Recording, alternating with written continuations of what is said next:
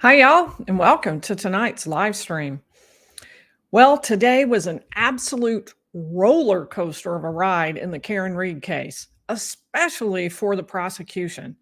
Their first witness just imploded, disintegrated on the stand, and it wasn't even because of questioning from the defense, it wasn't even cross examination.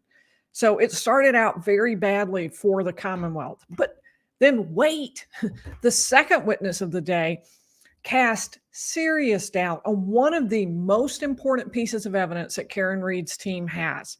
This was a credible witness who had something serious to say about it. Did Jennifer McCabe really send that text message at 2:27 in the morning, or did she really send it later? It's very important to Karen Reed's case. And then the third witness began the release of some potentially damaging text messages from Karen Reed to John O'Keefe. And there was a very embarrassing hot mic moment during the trial too. So we're going to be covering all of that tonight. I'm going to adjust this just a little down so I'm more in the screen there. So a special hello and shout out to our first five for the week: Chris Ganga, Beth A, Bonnie Parr, Tom Sanders, and CT Annie. I think one thing we're going to be doing in the future, I think I'm going to make sure I cover everybody during the week, because we have a lot of people who tend to show up at the same time. I'm going to try, if I name you on Monday, I'm going to try to pick somebody else in the top 20 for day 2, just so I can name all the people who show up early. And thank you for being here. So I have also a special announcement. We are going to be having, first of all, we're going to have a special extra live tomorrow night at 7 p.m. Eastern. Normally we go Monday, Wednesday, and Friday, but tomorrow it will be an extra session. We're going to be talking about the attorney arguments that are expected anyway to happen tomorrow.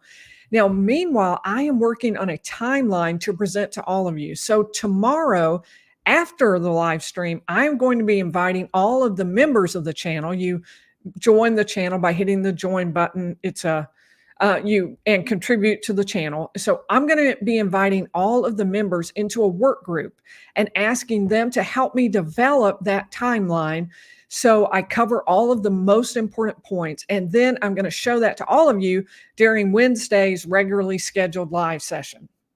Having a smaller work group will help me to be able to interact and get more input on things I need to add to make sure I've covered everything you want to know. So to be clear, tomorrow night, special live, everybody invited. Afterwards, I'm calling all members into a special session to help me work on the timeline, which I will then unveil on Wednesdays during Wednesday's regularly scheduled live stream, and everybody is invited. So members, roll up your sleeves. We're going to be getting to work on that and coming up with the timeline to help everybody with the case. So let's start tonight with the disintegration of the first witness, Trooper Joseph Paul. It was a mauling, and frankly, a pretty big surprise, because when he started on Friday, he was still in direct when we left for the day. It seemed like he was doing pretty well, but today was a pretty different story. He did not seem to fully know his own testimony. He wanted to read it, and it just ended up that the testimony was kind of a mess. So I thought, let me explain to you kind of what was going on. You're about to see an excerpt from the trial where the judge is going to tell him he can't just read from his report. I don't know if any of you were around back when we did Depp v. Heard, but there was a similar incident then where, and in this particular case, the way it works is a person, even a witness who is an expert, has to testify as a person talking. It can't be that they just read a report. An expert can refer to the report for details, at least normally, but not just literally read from it or just, have it there and read pieces. That isn't how it's supposed to work, because that person is supposed to be testifying to the jury of what they know, not just reading. So this witness kind of lost his footing, and let's kind of watch what happened. Saturday, January 29th, 2022 at approximately 12:45. So you can look at your report, but you can't read your report. I'm reading my conclusions based on what they asked me to do. Okay. Yeah. So I can't hear you. Sorry. Okay. So Just take your time, read your report, and then answer Mr. Lally's question. And if you need to look at your report, we'll see about that again. All right. Ask the question, Mr. Lally. Based on the totality of your investigation, what, if any, conclusions did you come to with regard to how this collision occurred? So this collision occurred on Saturday, January 29, 2022 at approximately 12:45 hours. A 2021 Lexus LX570 was traveling southbound on Fairview Road, in Area 34 Fairview Road. Yeah. It appears that. So, Sorry, I'm trying to oppose it. you know what? Mr. Lally, break this down. Ask Yes, please. simple questions so that the witness can answer your questions. We don't need a narrative. From your investigation, what, if any, conclusions did you come to as to where this collision occurred?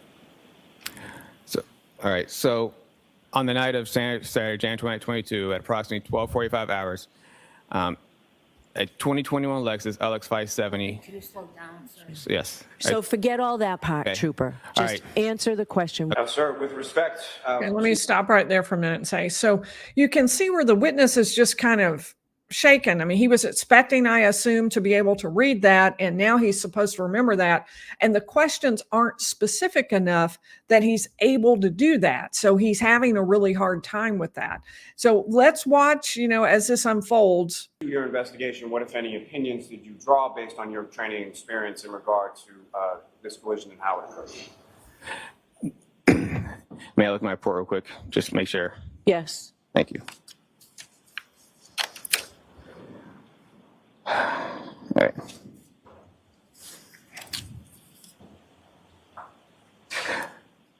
So throughout my investigation, this appeared to be a single car collision involving a pedestrian. The vehicle was traveling at a higher acceleration when, sorry. The vehicle accelerated at a high rate of speed before she struck the pedestrian John O'Keefe on the roadway and subsequently left him at the scene. Sir, do you have any? So let me stop it there. If you've watched the channel before, that I am normally not critical of the attorneys. If you've been watching, you know that. I figure it's a hard enough job as it is. It's without other people jumping in to critique you from the sidelines, the Monday morning quarterbacking. So, but if this happens to your witness and your witness is really rattled, you can't just abandon them to what is about to happen in cross-examination. The witness was just kind of a mess. And what he really needed was for Lally to stay up there and just throw softballs at him until he calmed down.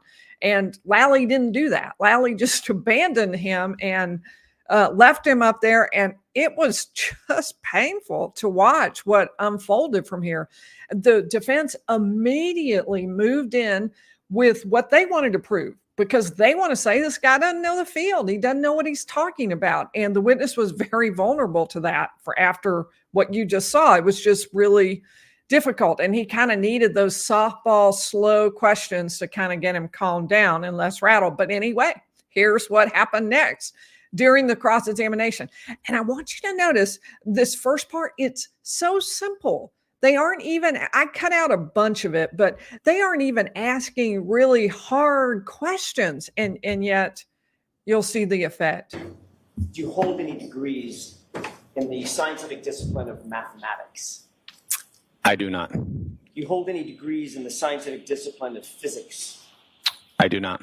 Hold any degrees in the scientific discipline of biomechanics? No. How about in engineering? No. How about in kinematics? No. What's the highest degree that you do hold, sir? I have an associate's degree. So what he's done there, if you'll notice, he divided it down. He could have just said, what degree do you have? I have an associate's degree. And that would have answered all of the other questions. But instead, he did it one little question at a time. And it had a pretty powerful effect. And now he's going to go even further into the details about what he knows or doesn't know. What? Administration of justice. Define kinematics. It's yours. It deals with the aspect of motion. It's a subfield of what broader field? Kinematics. Kinematics is a subfield of what broader discipline of science? I'm not sure. Physics, correct? Yes. And it describes how points and objects and systems of objects, how they move, and how the rate they move and the rate of their velocity, correct? It deals with emotions. What's that called?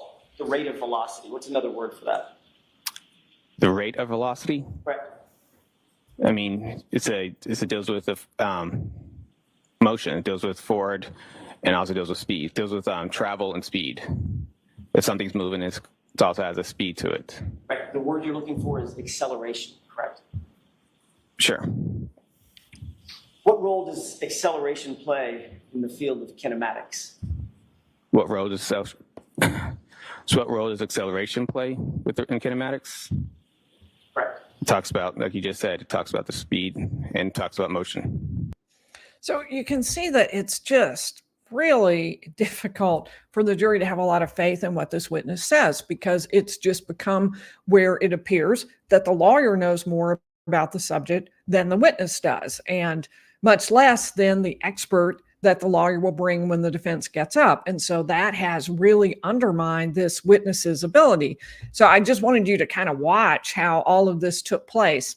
I need to say a couple of thank yous. I want to thank J.K. Min for gifting a lawyerly membership, and J.K. Min has been a member for 3 months. So we are glad to have you. I'm so glad you've been a member for 3 months. So the defense, and I'll get to more thank yous in just a minute. So the defense also made some points with this witness on the issue of whether of the scratches that were on the vehicle, as well as the scratches that were on John O'Keefe's arms. Now, the witness contradicted himself between what he said on Friday and what he said today.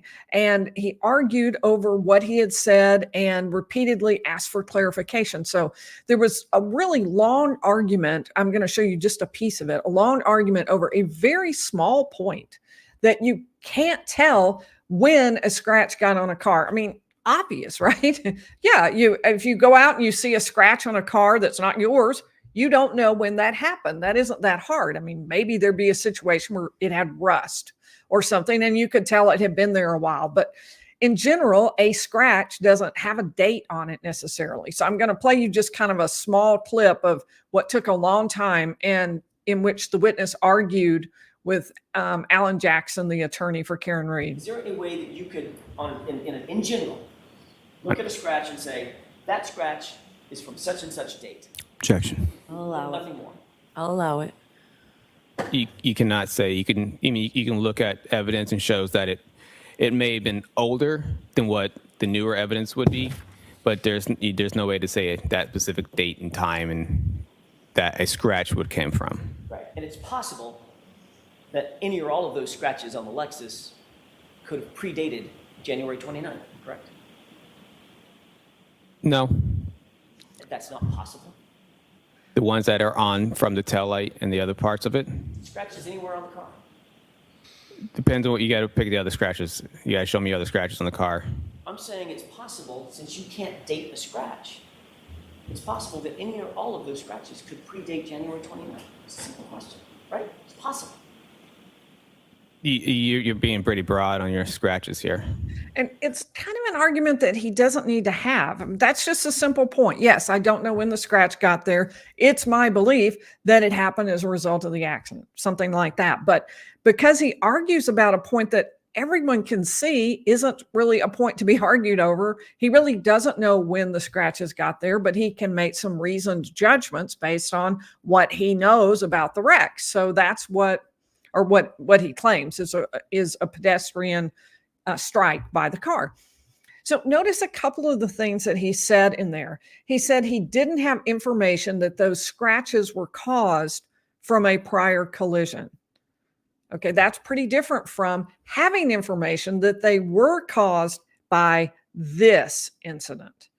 And he also said it didn't quite fit the pedestrian thing, so I saw the court TV thing. So what he was saying is it didn't quite fit the pedestrian thing he had been told about. So that fits directly with the point the defense has made throughout, which is that there's a confirmation bias. That just means that you start with the conclusion you want and you work backwards, as opposed to saying, I need to figure out what happened and working forward to figuring that out. The idea is if you have a confirmation bias, you're just working to make sure you prove this point. And when you prove that point, you dismiss everything else because you are so focused on proving that as opposed to finding the real answer. And that's a defense point that they've been making throughout the trial. But in a statement like it didn't quite fit the pedestrian thing, fits into the defense argument that they were trying to fit it all together. They were trying to make it fit the pedestrian thing. You can see here what he appears to be leading into, the court TV thing he's talking about.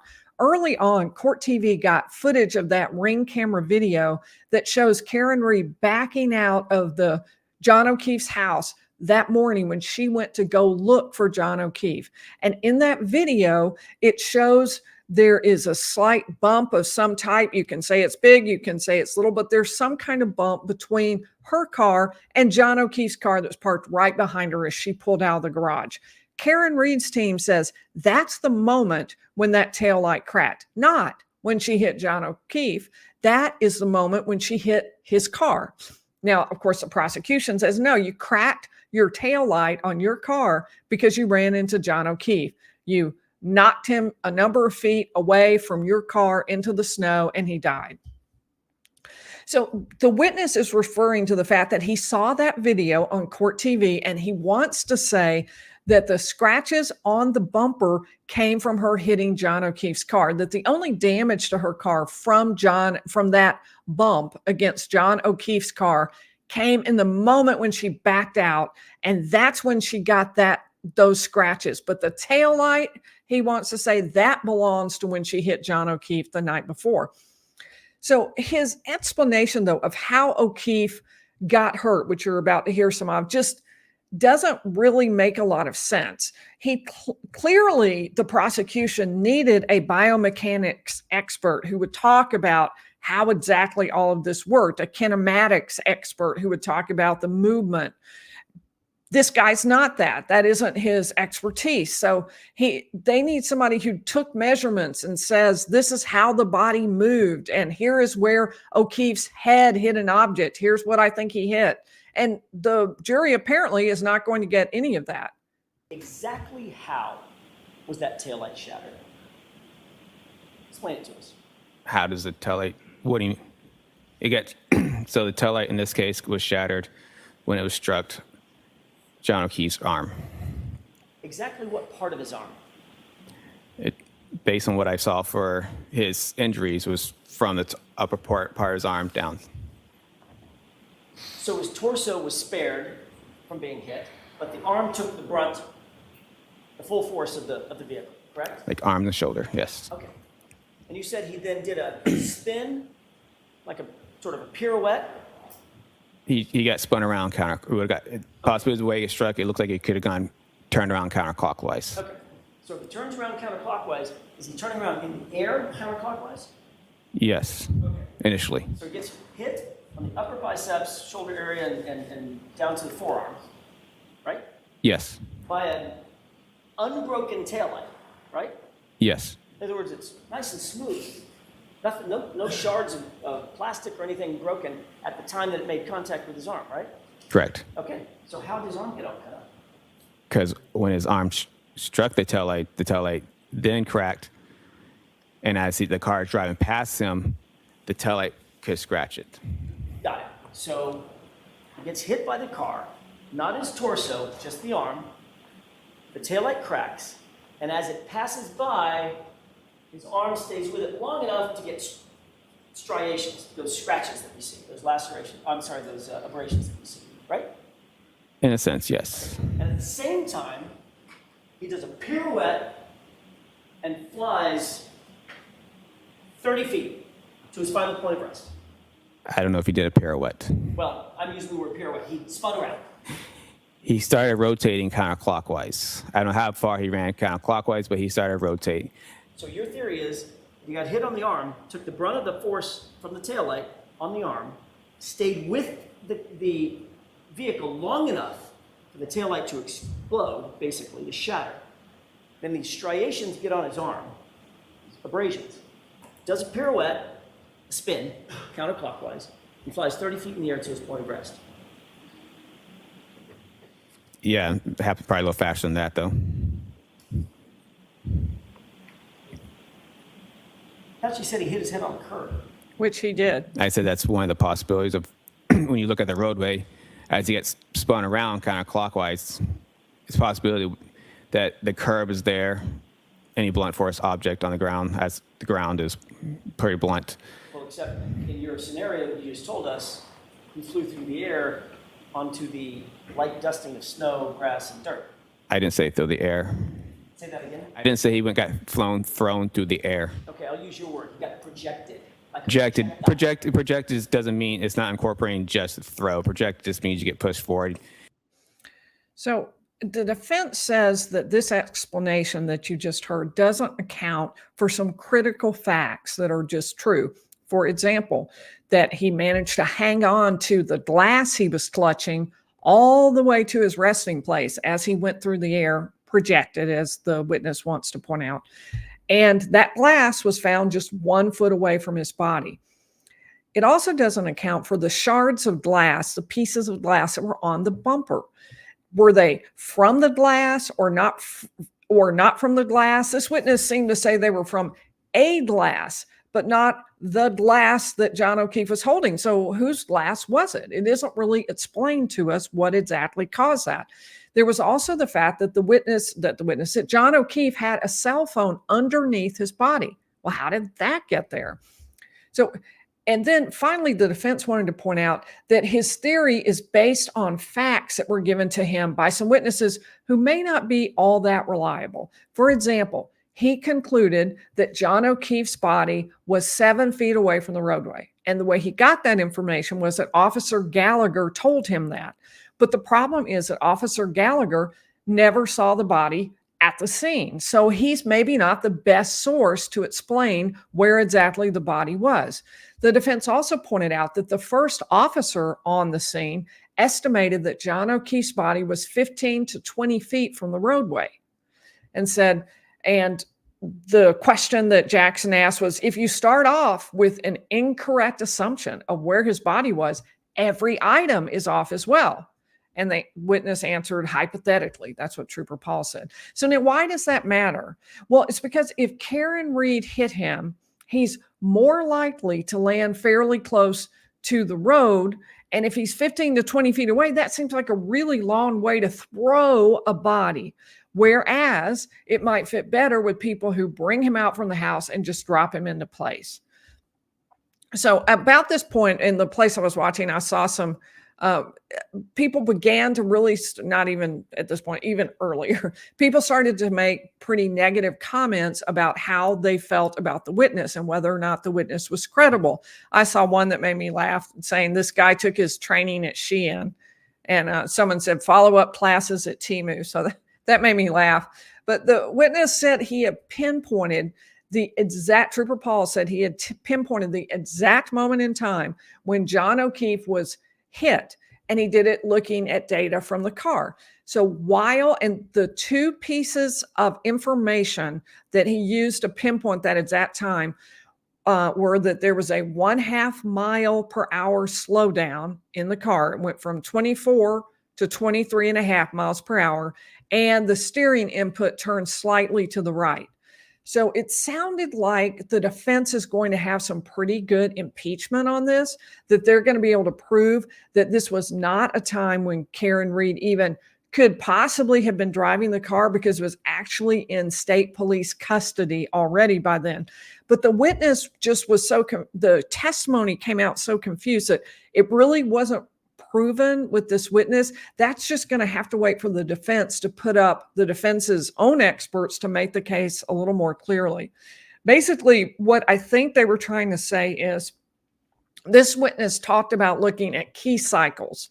And a key cycle is when you turn the car either to start the car or at least to get the electronics started up. and then you turn it off. That's one key cycle. So he went 4 events back and concluded that would be the one where she was at Fairview Road. But that doesn't seem possible because we know of other events that were in the middle. So the first was, and let me add that to the stage. This is the map I did that we talked about on Friday.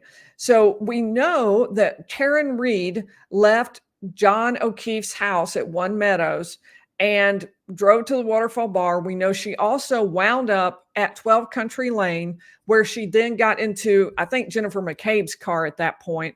And they all went looking first at One Meadows, and then they drove over to 34 Fairview to see if they could find the body of John O'Keefe. Well, of course, they were looking for John O'Keefe alive at the time, but you know what I'm saying. They were looking for him, and they were not able to find him. So that is, there was, even if she didn't turn the car off, that's one, that leaving One Meadows and going to Jennifer McCabe's house would be at least one. And then, so that's, she then later, after John O'Keefe's body was found, Karen Reed drove to her dad's house. Now that's another on-off event. That's where police picked up the vehicle, but the police then had to get it to the Canton garage. So Karen's car was driven onto the tow truck and then driven off the tow truck. So that's 2 more key events. So it seemed like the defense is probably going to be able to show that he was using the wrong data, but it just wasn't totally clear where the defense was heading yet from this witness. I think we'll find that we'll find it more clearly when the defense gets to its point. So that was definitely a down for the prosecution. That testimony went very poorly for the prosecution, but then things took an upward turn for the prosecution when the Commonwealth brought the very witness that Karen Reed's team, I think, had to have been fearing the most. So we're going to get into that. I need to say a few thank yous. First of all, Trisha, thank you. I really appreciate the super chat. And Stella has been a member for 3 months. That's awesome. We are so glad to have you. Sherry, I appreciate that very much. I appreciate your doing that, your super chat. And Mandy wants to know about my thoughts on him refusing to answer questions by repeating and complicating them. I think it was a device he maybe even was taught. If you don't fully understand, if you need more time, repeat back the question. But it went so far that it looked like he was more avoiding the question than just buying a little time to think. And so I think it backfired because of the number of times that it was used. I think it made him seem like he didn't understand. It just undermined his credibility rather than being helpful. And Mama Pink says, Happy Father's Day to Lee's dad. Thank you. And I'll do a shout out to Dad too. Happy Father's Day. And Jersey Jen gifted a lawyerly membership. Thank you, Jersey Jen. I appreciate that very much. So, okay, Ian Whiffen was the next witness. He actually, I'm going to go ahead and pull out and talk to you. I should have done that earlier. He actually works for Celebrite. Celebrite is, we're going to talk about why it all matters, but he works in mobile forensic software, primarily with cell phones. So I want to talk about why his testimony was so critically important to the case. Now, Jen McCabe, a friend of John O'Keefe's, now former friend of Karen Reed's, was at the party that night. Remember that the prosecution says Karen Reed hit John O'Keefe with her car while dropping him off at a party. Karen Reed's team says that's not what happened. John O'Keefe went into that party. He was beaten up, nearly killed, and they brought him out to die in the snow and left him there, and they framed Karen Reed for this. They circled the wagons to protect their own. So Jim McCabe was at the party that night. And in fact, the party was at 34 Fairview, which was her sister's house. So the defense believes Jim McCabe was neck deep in the plan to frame Karen Reed for the murder of John O'Keefe. And one of the most critical pieces of evidence is the defense claim that at 2:27 in the morning, Jennifer McCabe did a Google search for "how long to die in cold," clearly intended to be how long to die in cold. Now, everybody knew that she did that search in a similar one at 6:23 and 6:24 in the morning.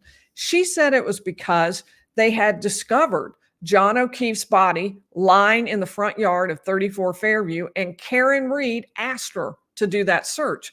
But a few months back, Celebrite had issued an update, and a defense expert says that update shows that the search was done at 2:27 in the morning, not at 6:23 and 6:24, or I should say also at 6:23 and 6:24. Now that changes everything, because at 2:27 in the morning, John O'Keefe's body had not even been discovered. What possible reason could Jennifer McCabe have for that bizarre search unless she knew that at that very moment, John O'Keefe lay in the front yard of her sister's home, dying of a combination of blunt trauma head injuries and hypothermia? So the defense says she then, after having done this search, realized that someone might search her phone. So to cover her tracks, she typed that message and a similar one into her phone at 6:23 and 6:24 the next morning, just after John's body had been discovered. So then it would be more evidence of the cover-up the defense is claiming. But this particular witness works for Celebrite, and he says that the defense expert just does not understand what he's seen. Celebrite is the one who was pulling out the data, the one the defense was lying on. So this guy works on the company that writes the software and the program that the defense expert is using. Let me add it back to the stage. So if, for example, at 12 p.m., I create a new tab, I can do a search for whatever I want. And at that point, if I close the tab, then the record that gets created will show that I opened a tab at 12 p.m. and I did a search. Excuse me. However, if I open the same tab at 12 p.m., do a search, close it, like completely close down Safari and reopen Safari, that would also update the same timestamp to show that I'd opened it up again. What I meant to say at that point is that if I create a 12 o'clock tab, minimize Safari. I can leave it for several hours, for several days, for several weeks. The time difference is not really important. When I come back to it and open up Safari again from a background state, the timestamp is not updated. So it will still show 12 p.m. today, and it will show whatever my most recent navigational event is. So I can search for something in 3 weeks' time using the same tab I opened today, and the timestamp will show today's time. So in conclusion, I determined that the tab that was used was focused at 2:27:40. So the tab was opened at that time, at which point it was being used to show Ozone Basketball and Hockomock Sports websites. The 6:23 timestamp is when the search was first conducted. Never loaded the page, otherwise there'd be a record in the history database. And while that page was still loading, a secondary search was conducted for Hoss Long to Die in the Cold. Again, that page never loaded either, although these both did show up in the Knowledge C database to show that the browser was trying to display these pages. Safari was closed prior to the Hoss Long to Die in the Cold record being shown on screen at all, but when it was reopened at 10:33, in regards to whatever other Safari activity was to be conducted, it appeared on screen. So we have a 10:33 record where Hoss Long to Die in the Cold was shown on screen, even though the page never successfully loaded. And with respect to your analysis and your testing here, what, if any, opinion do you have as to whether or not any of the data marked as deleted was actually user deleted, or a user actually actively went through the process of deleting the data? The fact that there are no missing records in HistoryDB shows that it's impossible that that record could have been deleted by the user. So let's talk. This is really dense. I think you'll agree with me. That's like really hard to follow. Here's what I think that he's saying. In the morning at 2:27, Jen McCabe was searching things related to her kids' sports team. So she was searching that, and she shut down the phone without shutting down Safari. So the next morning, having not been on her in Google or in Safari, Karen yells, screams to her, Google, how long to die in the cold? And it's chaos there. She says Karen was shaking her, screaming at her, running around. We saw some video of that, in fact. And so in the midst of this chaos, she says, my hands are cold. I have MS. I'm trying to type. Her first was something like how tie dye in CICD, CIKD or CLKD. I can't remember which. And so she types that in. It's like, okay, that's no good. So before it even cycles through an actual search, she's like, no, that's no good. And she typed in Haslam to dying cold for the first and only time. This is what the witness is saying, I think. She typed that in, but Karen is screaming. The police officer comes up. So before it even goes through, she closes her phone, shuts it off, hits the button, whatever. And therefore, it never goes through. Then at 10:33, when she goes next to open it, that goes ahead and fills out as a typed search. All of that relates back to when the tab was first opened at 2:27 in the morning. That is not, he's saying, when the search was done. That's when the whole Safari tab was open. And she was just on that same tab. She had done one search and she just did one search on top of that without closing Safari. And that's what the witness is saying she did. And he also went on to say that Celebrite went so far as to change the program so that this doesn't happen again, so that people don't get confused by what they're seeing. He said this was not the only occasion when this happened. He was contacted by someone in Australia where something similar had happened in a case there, and that Celebrite realized, okay, there's a potential problem here, and we need to change the program so it doesn't happen again. Now, you mentioned this issue as far as coming up, obviously, in this case and some other instances, phone calls or inquiries that you received from Austria and other places. What, if anything, have you or your company, Celebrite, done with regard to rectifying this issue? Well, I'll allow it. okay, we recognize that this timestamp could be misleading. Regardless of how we label that timestamp, the very fact that a timestamp is there, we feel would be or potentially misrepresented.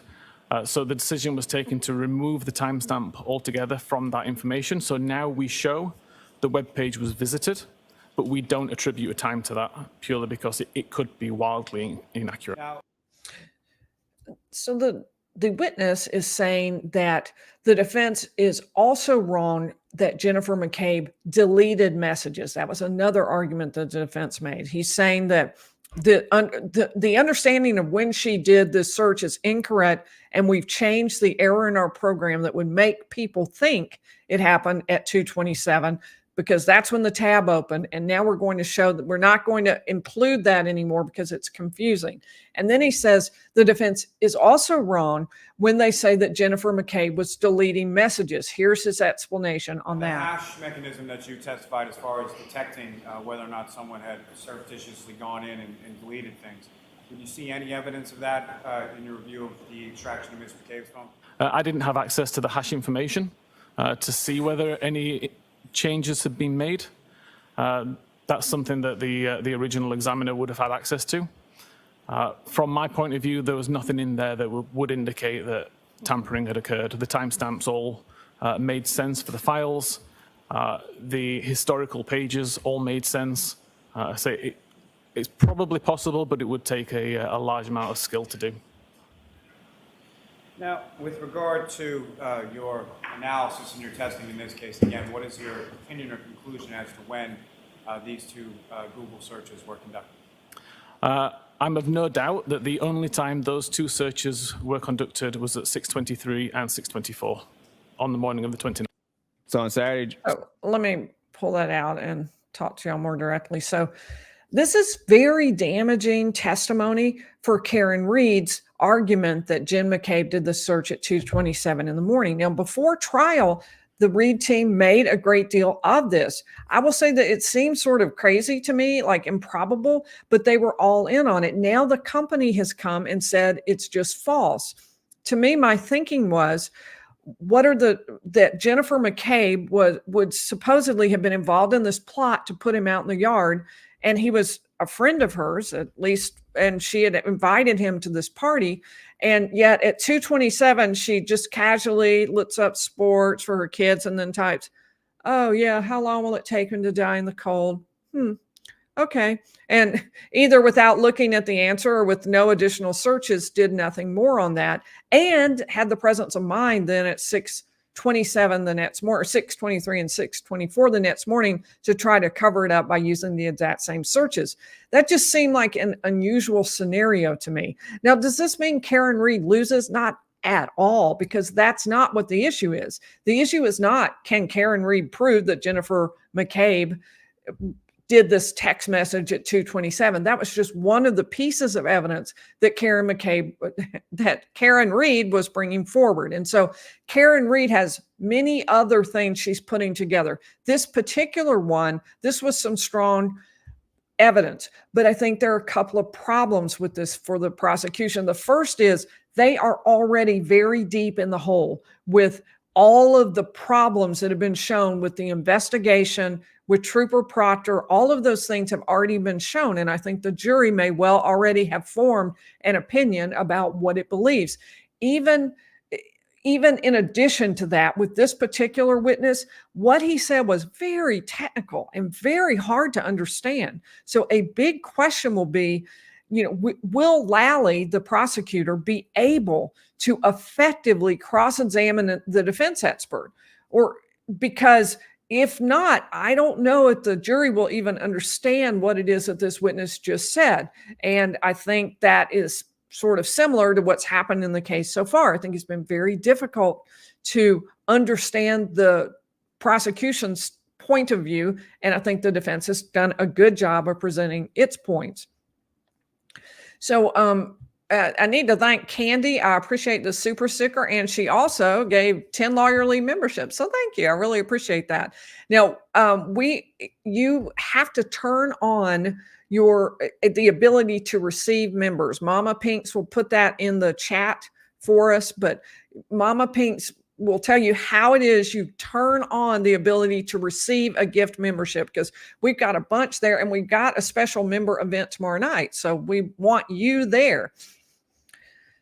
Okay, so the cross-examination brought up first and foremost Proctor. And boy, every time they get up, they say, have you ever met Proctor? Do you know Proctor? Because Proctor's conduct was egregious and something that overshadows everything the prosecution does in this case. They also talked about the difference between the script that the system that Jennifer McCabe had and the system that he used, although he said that would be fine and it wasn't any problem. He was unable to repeat the multiple deletions. He admitted that. So his testimony that things had not been deleted seemed less concrete than his testimony about the 2:27 in the morning. So the next witness then, but overall, I would say that witness went well for the prosecution, and that very different from the first witness when we had a real down, and then we have the next witness who did really well. The next witness started off a little slow. It was Trooper Nicholas Guarino. He really had not gotten in too far. He had a hot mic moment when he said, and I'm going to use YouTube friendly words, but he was like, "Oh, unalive me." He muttered it under his breath. And frankly, I couldn't even figure out why. It didn't really seem like there was any moment that would sort of prompt that. I didn't know why he was saying that, but it was definitely a moment there in trial. He talked about cell phone forensics and also that he had tried very hard to get some data from the car, which seemed a surprise. It was a Lexus. There would be all kinds of computer systems on board, but they got pretty much nothing in terms of data from the car. He also looked at O'Keefe's computers, initially wanting to get Ring video, access to the Ring video there from the house. They also did a cell phone extraction from Karen Reed, from John O'Keefe. They got Jennifer McCabe's phone, and then they got those pieces that Brian Higgins gave them. Remember, he went to an FBI office and chose the parts he was willing to give and then destroyed the phone and everything else that was on it. So giving just parts of it. Now, this witness said he had looked at it and they pretty much crossed. So it was pretty much the same. In other words, Higgins hadn't hid anything. It looked like it was cross-referenced properly. Now, the defense does say that Jennifer McCabe deleted 18 calls. And so we're going to hear more about that. We're also going to hear about what he had to say about the wild text messages between Karen and John, but we have not gotten all of that information yet. We got just a taste of it, but we know from reports on the internet that the prosecution, and not just reports, but documents that were filed, that the prosecution says that Karen Reed called up John O'Keefe multiple times that night. And in one of them, she left a message screaming, "I hate you." We haven't heard that yet, and we don't know anything about that. We just got a little taste of what it is the prosecution is going to offer in the way of evidence. So we'll go over that as a whole, that whole witness together. I'll give you just a couple of quick things from what he said. Karen wrote to him, "You've really hurt me this time." And he said, "I'm sorry." And she said, "You lashed out at me and said terrible things." They were clearly having an argument, clearly having disagreements. They at first talked about not getting together that night and then somehow decided they were going to get together that night. As we all know, they went out drinking at a bar and then she dropped him off at this party. Now, what happens from there? The prosecution and Karen Reed wildly differ. Karen even said, that he had whacked her in the head with a pillow that morning when she was trying to kiss him. And he said he was sick of always arguing and fighting. He told her to stop calling. And apparently she had called 18 times from 9:19 to 2:59. So, and he wrote, "OMG, stop calling." He also said, "Stop calling," another time. Clearly, they were not on the best of terms at that time. So we're going to hear more. We're going to hear calls Karen Reed made to Laura Sullivan, I assume a close friend of hers, and chat messages. We're going to hear texts between Karen and John O'Keefe's brother. We're going to see those. There are phone calls and chats with Katie Camerano, another friend, and then chats between Karen and Jim McCabe, as well as phone calls between Karen and Jim McCabe. So there's a lot left for this witness to talk about. I'm thinking this is the last witness for the prosecution. And part of the judge's confusion toward the end of the day was that the judge had thought this witness would finish up the prosecution and they would be able to do arguments tomorrow that would include an argument by the defense to dismiss the entire case for failure by the prosecution to prove what they have to prove. And so that is not going to happen because they didn't get that far. So we will stop there and I'll take some questions. If you would put question marks at the beginning of your questions, and it makes it a lot easier for me to spot those in the chat. Oh, this is great. We have so many Lawyer Lee memberships. You've got to turn on your ability to receive memberships because there are plenty out there sitting, I suspect. Thank you, B. Crumbs. I appreciate your gifting 5 of those. It'll be fun to have everybody in our work group tomorrow.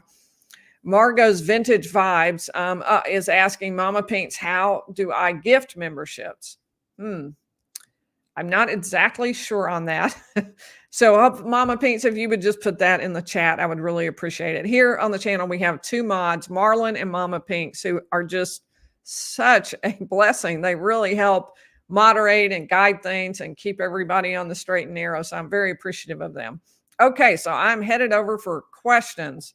Going to back up just a little bit, make sure I didn't miss any while I was reading and talking to everybody.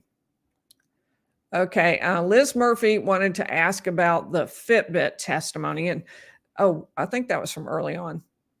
I am not anywhere near the bottom.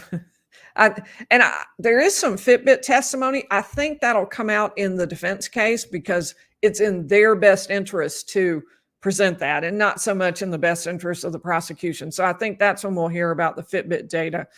Now, the defense says that John O'Keefe walked up some stairs, walked down some stairs, and walked around a little bit. And they say that's because he was in the house. He walked into the house. That's the only way it could be doing steps. Whereas, of course, the prosecution says, no, he was out there in the yard lying there still the whole time. We'll just have to wait and see kind of what happens with that. Okay. Oh, there we go. Leah wants to know, and I wondered about this too, Leah. If Karen knew she backed up into John, why would she call him 57 times after dropping him off? Can't get that image of Proctor standing by the taillight out of her mind. So I think that's a really good point, Leah. And I thought the same thing. If she sure left a trail. If she knew he was dead or possibly dying, she sure did call him a lot. I suppose the prosecution might say that she was in a drunken haze and she remembered something. I don't know what exactly. And the messages she left will tell us a lot. But maybe she remembered, maybe she hit him. Maybe that's why she looked at the waterfall bar. She thought, I think I maybe hit him somewhere. I guess that's what the prosecution is going to argue. That's just what I've been thinking. And then she went looking for him. She did not know she had hit him at 34 Fairview. She didn't even know she'd been there until Jennifer McCabe and Carrie Roberts told her about that. Actually, it was Jennifer and Matt McCabe who told her about that.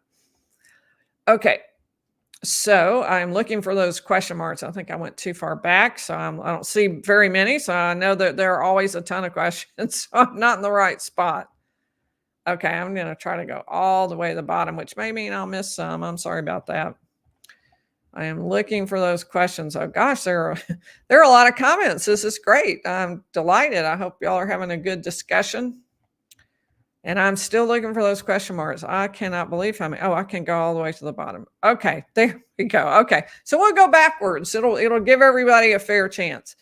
Okay, so Frodo Stoja asks, it's actually kind of hard to say one. Did you see the taillight video of Karen leaving the search for John? Both lights were fully intact. I honestly found it really hard to tell whether a tail light was out. You could kind of see a combination of red and white, and I didn't know what exactly to look for. I didn't find that something that was clear to me. So I kind of agree with you that it didn't show me clearly that it was out. I didn't know perhaps what to look for. So that might be why I felt like it didn't show it. Aisha wants to know, if the jury can't understand the phone and internet expert testimony, can they not consider it, or do they have to ask for clarification? So the way it works is, once the witness is gone off the stand, released, the witness is gone, and the jury is left with whatever it picked up from that testimony. So now, during closing arguments, I would fully expect Lally to come back to this, to explain to the jury, here's what was said, here's what was meant, and hopefully that will remind people. That's what the lawyer's trying to do, remind people of what they actually heard during the trial. It will kind of explain it and put it together for the jury. But the jury will have to go back, and occasionally judges let the jury have transcripts. That was one of the things that happened in the Michelle Troconis case. I am not familiar with that ever having been done in another case I knew about. Maybe that's common where that case was tried, but I'm just not familiar with that as a normal course. So what they will have to do is talk among themselves, and they will have to discuss what they remember and try to come to an agreement on what they heard and what it meant. And so the clearer it is, the easier it is for the jury to do that. The more complicated it is, the more difficult it is for the jury. So they can't really ask for clarification at this point. The witness is gone and off the stand. So I don't think that will happen. Okay, look at Laura Lee Annie wants to know, do you think the prosecution has proved their case, and will the motion to dismiss succeed? So will the motion to dismiss succeed? I always just say no. And the reason I say that is, you know, if you're a betting person, stick with the no on that. It just is so rare to win. I think it could be a reasonable position. Somebody could say, I believe the prosecution. And that's really all the judge is going to look at. Is it possible? And that's a really far cry from, does some juror on there have a reasonable doubt? Really different positions. Thomas, no, I don't believe they've called that witness yet. He's asking about the medical examiner, and I don't know whether there will be somebody coming from there or not. I don't know. good question. Well, I think I'm right about that. I'm not totally sure. We've gotten some testimony. Certainly, we got testimony from doctors, so maybe they've covered everything they had to cover about that. Beth A., could the defense get Trooper Paul's testimony thrown out for lack of qualifications as an expert? It's too late to do that. He was already qualified, so I don't think that would happen. And I don't think the judge would do that anyway, because I don't think that would be a fair way to evaluate him, that he just wasn't an expert at all. He was maybe pulled into fields that were past what he had the ability to talk about, but he wasn't literally not an expert in anything. I think he was trained to do some of the things that he talked about. It just came across really poorly, and he did not come across as someone who was truly an expert and could help the jury with its decision making. Okay, Hopester, is there any evidence of John and other cops not getting along? None that I have heard, but that certainly would be interesting. But there hasn't been any suggestion that in the Boston police force he was a pariah, everybody was after him. There hasn't been anything like that that I've seen. Tommy wants to know, did you hear the witness say something? Yep, I did hear the witness say something there at the end. I went back and listened to it, and I did hear that. We called it a hot mic moment earlier. You can flip back and listen to what I said about that. Gigi, did I miss a real crime scene reconstructionist earlier in the trial? Nope, I don't think so. This was it. This was the crime scene reconstruction. This was it. And I don't think it was what the prosecution should have brought. I think they needed a lot more. Maybe there are more witnesses to come, but I think this was it. Tracy is asking about my ultimate opinion. I try not to give that until after the jury actually, receives the case. I feel like that's kind of not my place. I want them to be able to make the decision with no input. And of course, I'm fully aware that they should not be looking at anything on social media, but I always just try to hold back on that. Someday I'll talk a little more about why I do that.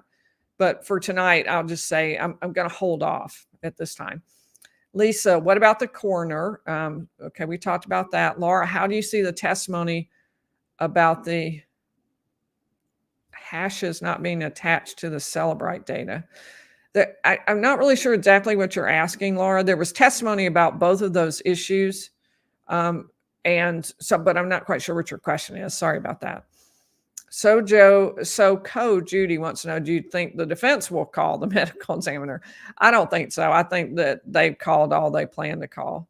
As far as medical stuff. And I think the defense has other fish to fry. I think it has other things it wants to prove.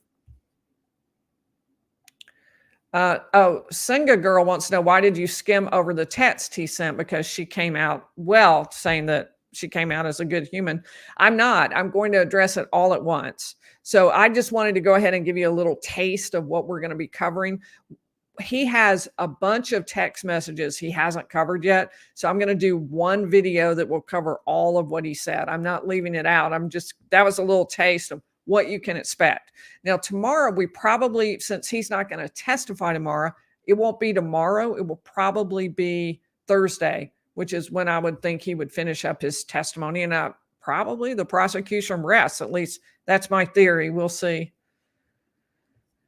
Libby Shipman, has anyone talked about, and one thing to make clear, tomorrow night we are going live, and Wednesday night we are going live, but tomorrow we'll be talking about the attorney arguments that are happening.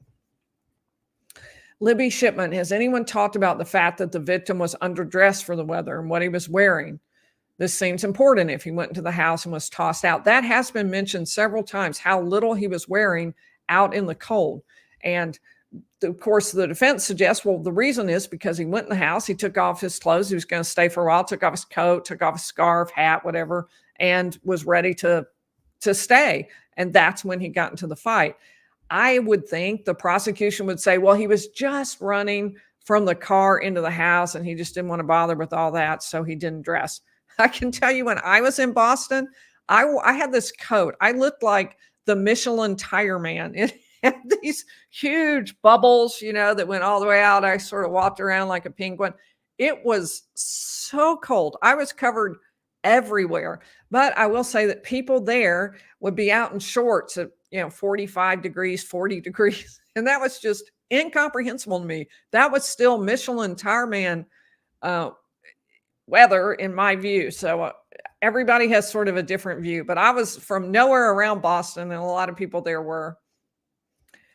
Kathy wants to know what happened to Turtle Boy. Was not allowed to attend the rest of the trial. I don't know. I didn't realize that. I've seen him at trial. You could up in the back row with some of the media, but I don't know what happened. I don't have any idea. I'll have to research that too. I'm curious. Okay, Leona. Oh, same question. Okay, we'll probably do like one or two more. Was Higgins the plumber at Karen's house? I think referring to. I don't know exactly what that means, so I'm not sure. I can't answer that.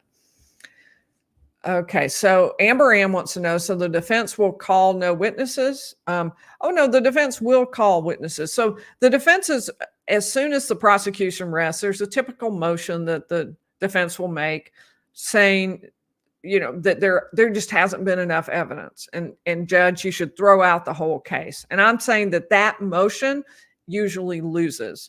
It's just that the standard is so high for it not to go forward to the jury. So at that point, then the defense will present its case. And after that, the state will have a rebuttal that's usually pretty short, closing arguments, and then it goes to the jury. So, there are some people I need to thank.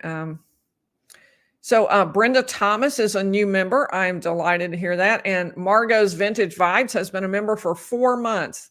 That is awesome because, and is asking about how do I gift memberships.